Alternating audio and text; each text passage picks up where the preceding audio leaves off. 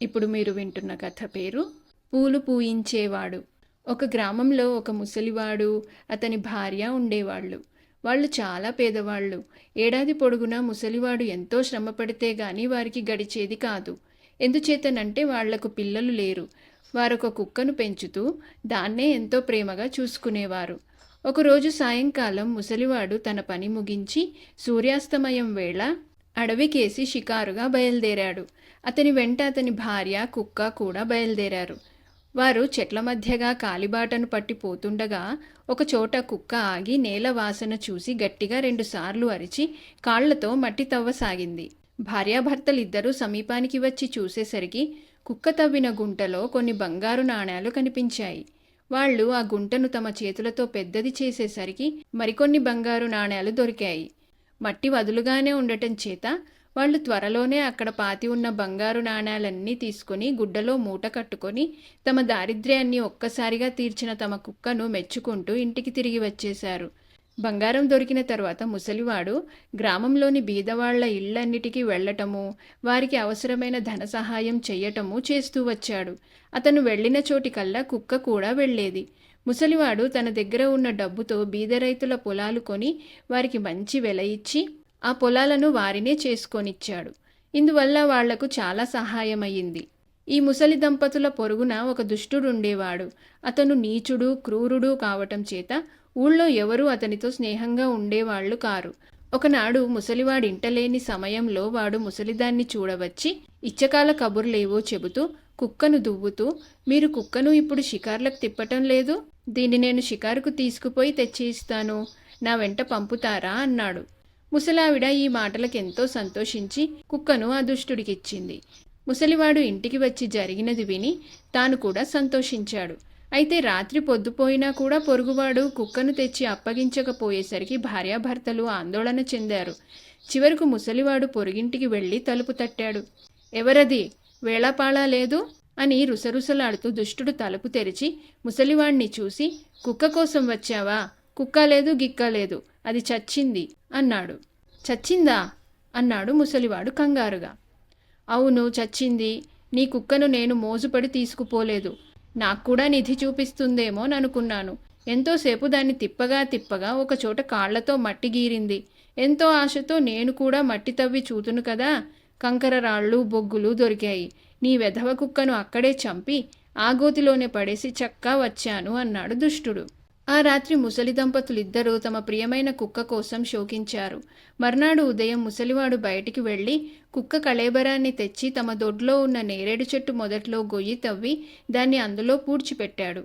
కొద్ది నెలలు గడిచాయి. తమ దొడ్లో ఉన్న నేరేడు చెట్టు విపరీతంగా పెరిగిపోవటం ముసలి దంపతులు గమనించారు. దాని మాను 3 లావయ్యింది. దాని కొమ్మ ఒకటి ఇంటి మీదికి పెరిగింది. గట్టి గాలి కొడితే ఆ కొమ్మ విరిగి ఇంటిపైన పడుతుందని వాళ్లకు భయం వేసింది.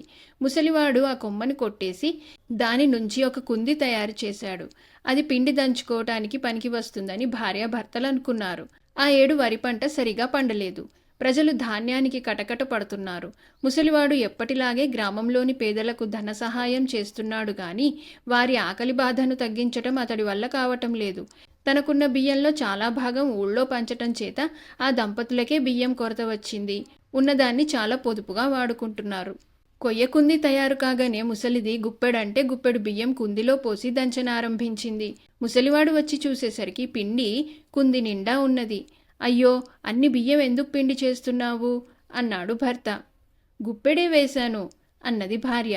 ఆమె దంచుకుపోతున్న కొద్దీ కుందిలో పిండి ఊరుకొస్తున్నది. దాన్ని తోడేసి మళ్లీ దంచితే మళ్లీ కుంది నిండింది. భార్యాభర్తలిద్దరూ వంతులు వేసుకుని తెల్లవార్లు పిండి దంచారు. మర్నాడుదయం ముసలివాడ పిండిని ఊళ్ళో ఉండే యోగిలందరికీ పంచిపెట్టి వచ్చాడు. ఆ శీతాకాలం వెళ్లిన దాకా ఆ గ్రామంలో ఎవరూ తిండికి మాడనవసరం లేకుండా పోయింది. ఒకనాడు పొరుగింటి దుష్టుడు తిండి కోసం యాచించవచ్చాడు. మీ కుంది అక్షయపాత్ర అని చెప్పుకుంటున్నారు. మీ కుక్కను పూడ్చిపెట్టిన చెట్టు నుంచే ఆ కుంది తయారు చేశారట. ఆ కుక్క చచ్చి కూడా మిమ్మల్ని కాపాడుతున్నదన్నమాట. దాన్ని నేను బుద్ధి తక్కువై చంపాను. ఆకలితో చస్తున్నాను అన్నాడు దుష్టుడు. కుందిలో పిండి దంచి ఇస్తానుండు అన్నది దయగల ముసలి ఇల్లాలు.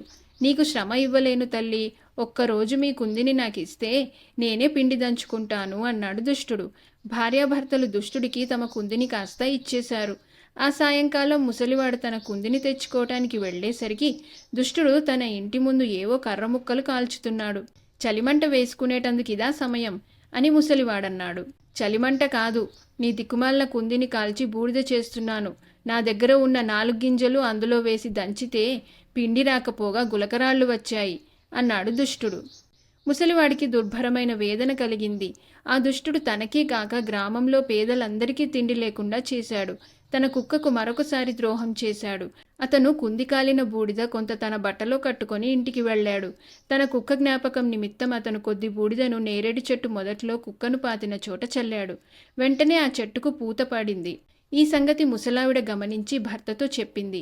నేరేడు చెట్టు పుయ్యటానికి కారణం బూడిదే అయి ఉంటుందనుకొని ముసలివాడు కొద్ది బూడిద తీసుకొని తన దొడ్లో ఉన్న మల్లెలు మొదలైన పూల మొక్కల మీద చల్లాడు.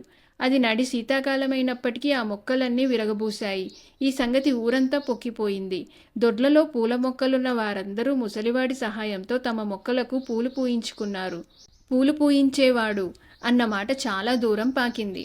సమీపంలో ఉన్న జమీందారు ఒక ఆయన 2 ఏళ్ల క్రితం తన భవనం చుట్టూ పూలతోట వేయించాడు. ఏ కారణం చేతనో ఒక్క చెట్టు పూయలేదు. ముసలివాడి మాట చెవిన పడగానే ఆ జమీందారు అతన్ని పిలిపించి, నా పూలతోట పూయిస్తే అడిగినంత బహుమానం ఇస్తాను అన్నాడు. ముసలివాడు తన ఇంటి నుంచి కొంత బూడిద తెచ్చి తోట అంతటా చల్లేసరికి తోటంతా నందనవనంలాగా అయ్యింది. వసంతకాలం రాకుండానే పూలతోట అలా విరగబూయటం ఎవరూ ఎన్నడూ విని ఉండలేదు. జమీందారు గారు ముసలివాడికి రకరకాల బహుమతులిచ్చి పంపేశాడు. ముసలివాడి కీర్తి చూసి పొరుగున ఉన్న దుష్టుడు సహించలేకపోయాడు. వాడు పనిపెట్టుకొని మర్నాడు జమీందారు గారి దగ్గరికి ఇంత బూడిద తీసుకుపోయి, మీరా ముసలివాణ్ణి తెగమెచ్చుకున్నారట, అసలు వాడికా బూడిద ఇచ్చిందే నేను. విద్య నాది, పేరు వాడిది అయ్యింది. నన్ను నియోగించారంటే ఈ తోటను ఇంతకు 10 పూయించగలను అన్నాడు. అలాగా, ఈ సంగతి నాకు తెలీదు. తోటను మరింత బాగా పూయించావంటే నీకు కూడా మంచి బహుమానమిస్తాను అన్నాడు జమీందారు. దుష్టుడు తాను తెచ్చిన బూడిదను పూల మొక్కల మీద, చెట్ల మీద కూడా చల్లుకుంటూ వెళ్ళాడు. వాడు అన్ని మొక్కల మీద బూడిద చల్లటం పూర్తి చేసి కలియ చూసేసరికి తోటలోని ప్రతి మొక్క, ప్రతి చెట్టు చచ్చి ఉన్నది. జమీందారుకు మండిపోయింది. ఆయన తన నౌకర్ల చేత దుష్టుణ్ణి సున్నంలోకి ఎముక లేకుండా తన్నించి పంపేశారు.